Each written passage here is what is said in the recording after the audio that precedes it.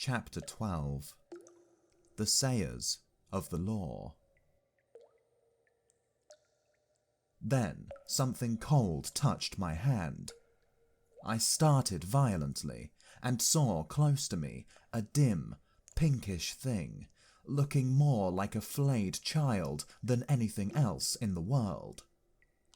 The creature had exactly the mild but repulsive features of a sloth, the same low forehead and slow gestures. As the first shock of the change of light passed, I saw about me more distinctly. The little sloth-like creature was standing and staring at me. My conductor had vanished. The place was a narrow passage between high walls of lava, a crack in a knotted rock, and on either side interwoven heaps of sea mat, palm fans, and reeds leaning against the rock formed rough and impenetrably dark dens. The winding way up the ravine between these was scarcely 3 yards wide, and was disfigured by lumps of decaying fruit pulp and other refuse, which accounted for the disagreeable stench of the place. The little pink sloth creature was still blinking at me when my ape man reappeared at the aperture of the nearest of these dens and beckoned me in. As he did so, a slouching monster wriggled out of one of the places further up this strange street and stood up in featureless silhouette against the bright green beyond, staring at me. I hesitated, having half a mind to bolt the way I had come, and then, determined to go through with the adventure, I gripped my nailed stick about the middle and crawled into the little evil-smelling lean-to after my conductor. It was a semicircular space, shaped like the half of a beehive, and against the rocky wall that formed the inner side of it was a pile of variegated fruits, coconuts among other things. Some rough vessels of lava and wood stood about the floor, and one on a rough stool. There was no fire.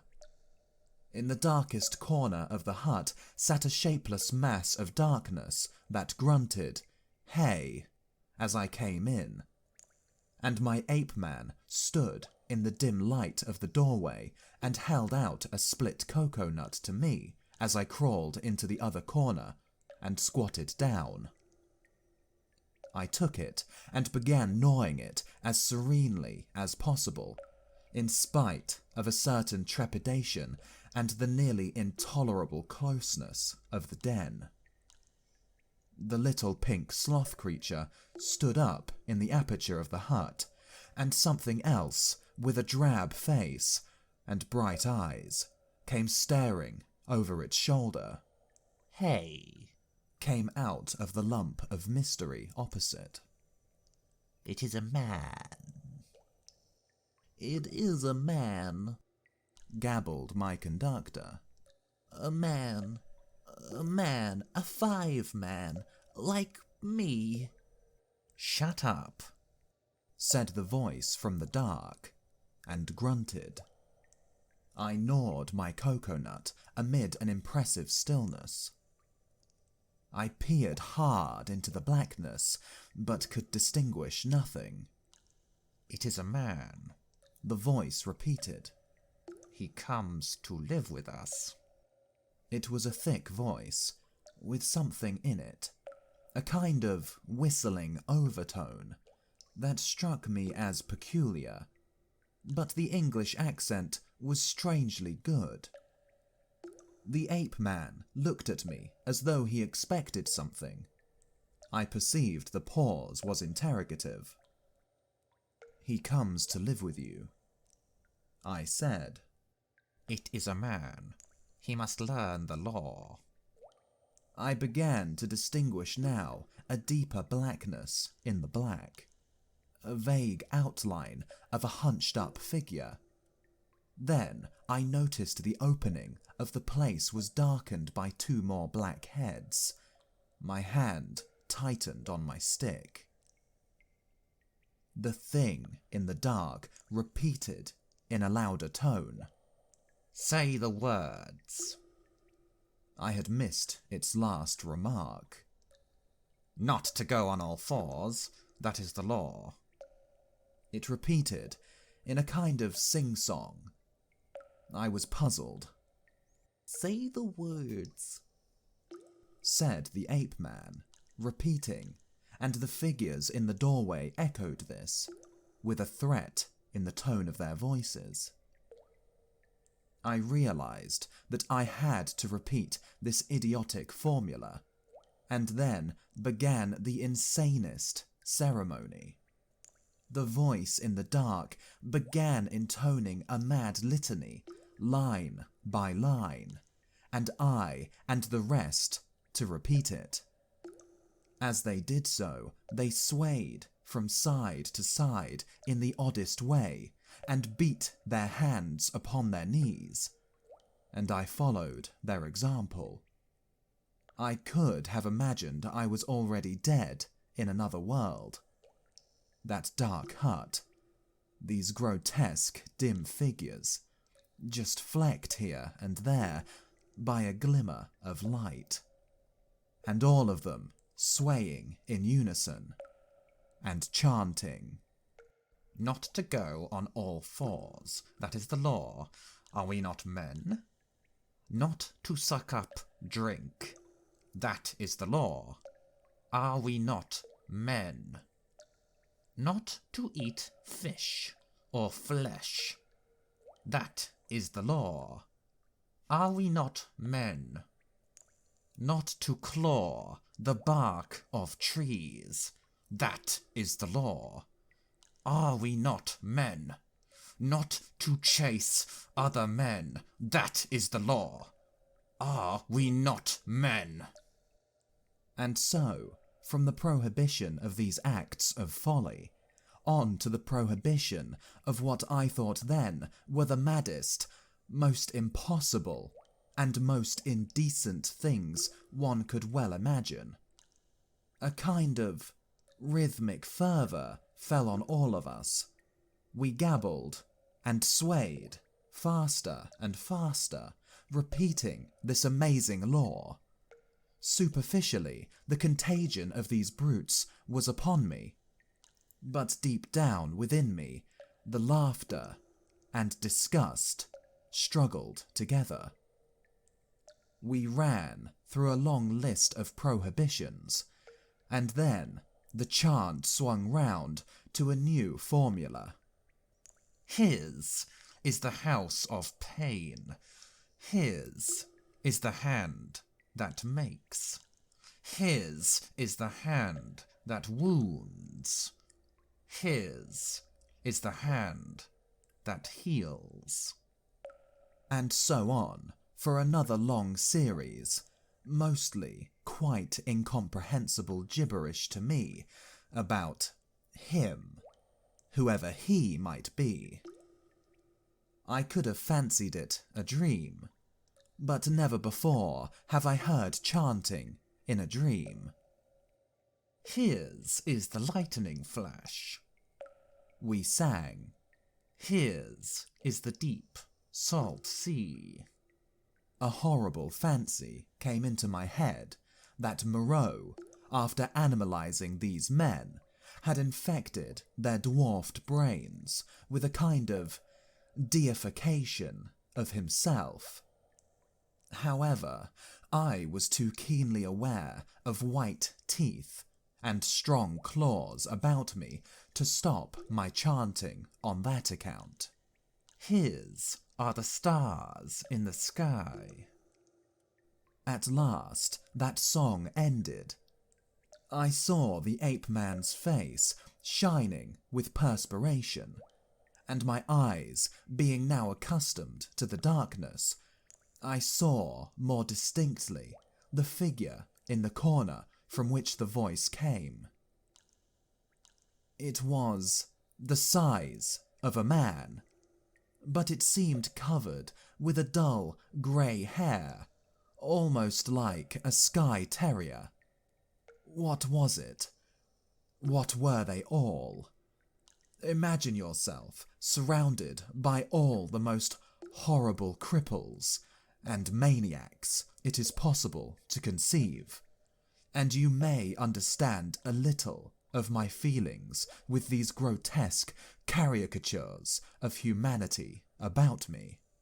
He is a five-man, like me, said the ape-man. I held out my hands. The grey creature in the corner leant forward. Not to run on all fours, that is the law. Are we not men? He said. He put out a strangely distorted talon and gripped my fingers. The thing was almost like the hoof of a deer produced into claws. I could have yelled with surprise and pain. His face came forward and peered at my nails, came forward into the light of the opening of the hut, and I saw with a quivering disgust that it was like the face of neither man nor beast, but a mere shock of grey hair, with 3 shadowy overarchings to mark the eyes and mouth. He has little nails, said the grisly creature in his hairy beard. It is well. He threw my hand down, and instinctively I gripped my stick. Eat roots and herbs. It is his will, said the ape-man. I am the sayer of the law, said the grey figure. Here come all that be new to learn the law. I sit in the darkness and say the law. It is even so, said one of the beasts in the doorway. Evil are the punishments of those who break the law. None escape. None escape, said the beast folk, glancing furtively at one another. None, said the ape-man. None escape. See, I did a little thing, a wrong thing once. I jabbered, stopped talking. None could understand. I am burnt, branded in the hand. He is great. He is good. None escape, said the grey creature in the corner. None escape, said the beast people, looking askance at one another. For everyone the want that is bad, said the grey sayer of the law. What you will want, we do not know. We shall know. Some want to follow things that move, to watch and slink, and wait and spring, to kill and bite deep and rich, sucking the blood. It is bad. Not to chase other men, that is the law. Are we not men? Not to eat flesh or fish, that is the law. Are we not men? None escape, said a dappled brute standing in the doorway. For everyone the want is bad, said the grey sayer of the law. Some want to go tearing with teeth and hands into the roots of things, snuffing into the earth. It is bad. None escape. said the men in the door. Some go clawing trees. Some go scratching at the graves of the dead. Some go fighting with foreheads or feet or claws. Some bite suddenly. None giving occasion. Some love uncleanness. None escape, said the ape man, scratching his calf. None escape. Said the little pink sloth creature. Punishment is sharp and sure. Therefore learn the law. Say the words.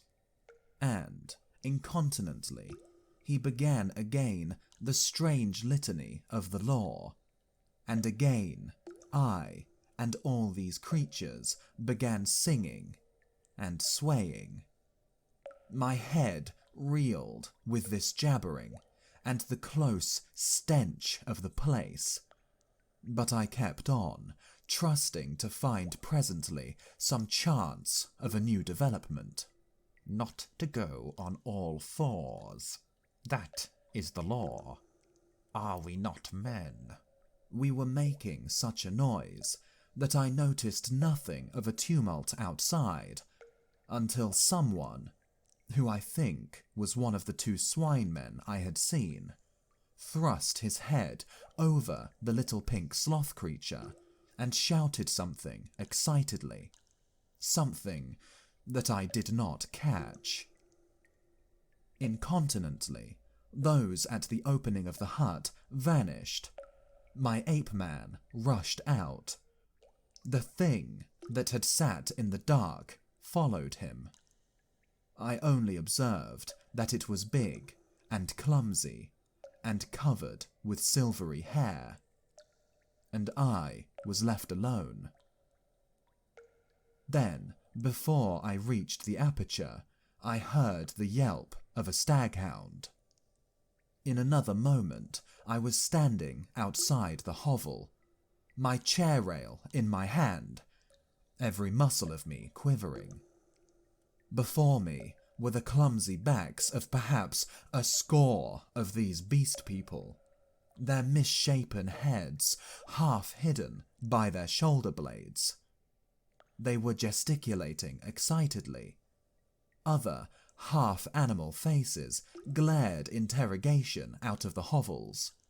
Looking in the direction in which they faced, I saw, coming through the haze, under the trees, beyond the end of the passage of dens, the dark figure and awful white face of Moreau. He was holding the leaping staghound back, and close behind him came Montgomery, revolver in hand. For a moment I stood, horror-struck.